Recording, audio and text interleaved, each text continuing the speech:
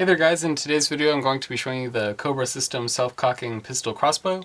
This particular model has an 80-pound draw and can fire the crossbow bolts at about 165 feet per second. Going over some of the features of the crossbow, there's some adjustable iron sights that will assist you in aiming. The majority of the crossbow is made of plastic and there are some metal mechanical parts, but the bow itself is made of compressed molded fiberglass. Behind the trigger guard is also the safety mechanism. When you pull the bowstring back into the ready to fire position, the safety mechanism is automatically engaged.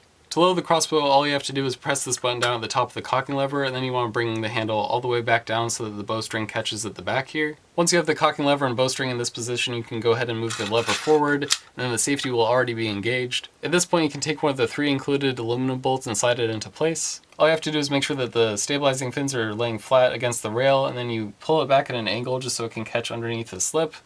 Then you put the bolt flat against the rail, and then slide it all the way back so that it's flush with the bowstring. And at this point, all you would have to do is push the safety forward and you'd be ready to fire at your target. Now when you receive the crossbow, you're going to see that it comes in a couple different parts. There is some assembly required, but by far the hardest part was stringing the crossbow, and that's something I had to have another adult help me with. Once you have the crossbow strung, it's pretty easy and straightforward to operate. All you're going to have to do is adjust the iron sights so that you have an accurate shot. As I mentioned, the crossbow kit comes with 3 aluminum bolts, but I would also recommend buying some extras. In the description below, I'll link you guys to where you can buy the crossbow at, and also a pack of 60 extra bolts that are plastic, like the ones I have here. Now regardless of if you get aluminum bolts or plastic bolts, usually the tail end with the stabilizing fins is made of plastic, so if you shoot multiple bolts in a row, sometimes they can nick each other, especially with the metal tips. Now that is just something I want you guys to keep in mind. A nick like this isn't going to affect performance very much, but it is possible to damage the tail ends of the bolts if you shoot multiple in a row. In addition to the extra bolts, I will also link you guys to pages where you can buy an extra bowstring or a rail lube and wax. Using rail lube just helps to reduce some of the friction that comes when the bolt is leaving the crossbow. Something I've also been doing is applying some of it to the bowstring itself just to keep it from becoming too brittle. I think that's going to be enough for the features of this crossbow, so let's go ahead and go outside and set up a target.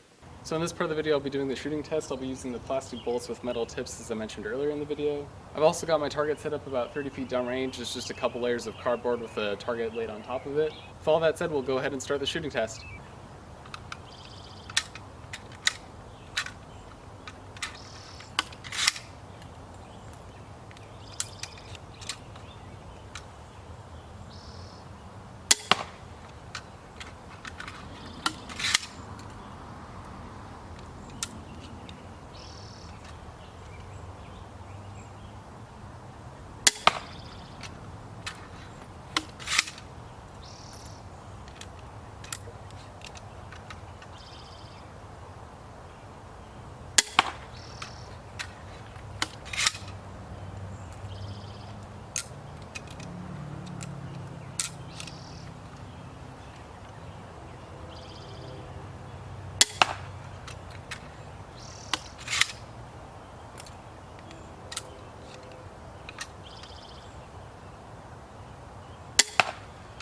Alrighty. So here's a little bit of a closer look at the target after 5 shots. Something I would like to point out is that I'm still relatively new to using this crossbow and getting used to the iron sights, but even with that, the grouping's pretty nice. If I bring out the straight edge, I can show you guys that each of the bolts is within about 4.5 inches of each other.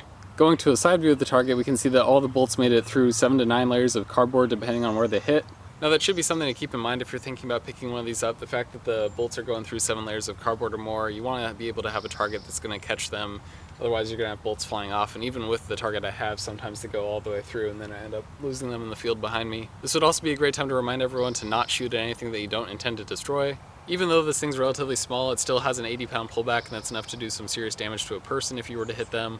With that said though, I think this is a really great device, and it's definitely going to be a worthwhile investment for all the enjoyment I'll get out of using it for target practice. That's going to be about it for today's video though. I'll have links in the description to all the items that I've mentioned so far in the video, and as usual, I'll have annotated videos on the right if you're looking for more to watch, as well as links to those videos down in the description below. But that's all I've got for today's video, so as always, thank you for watching, and I will see you in the next one.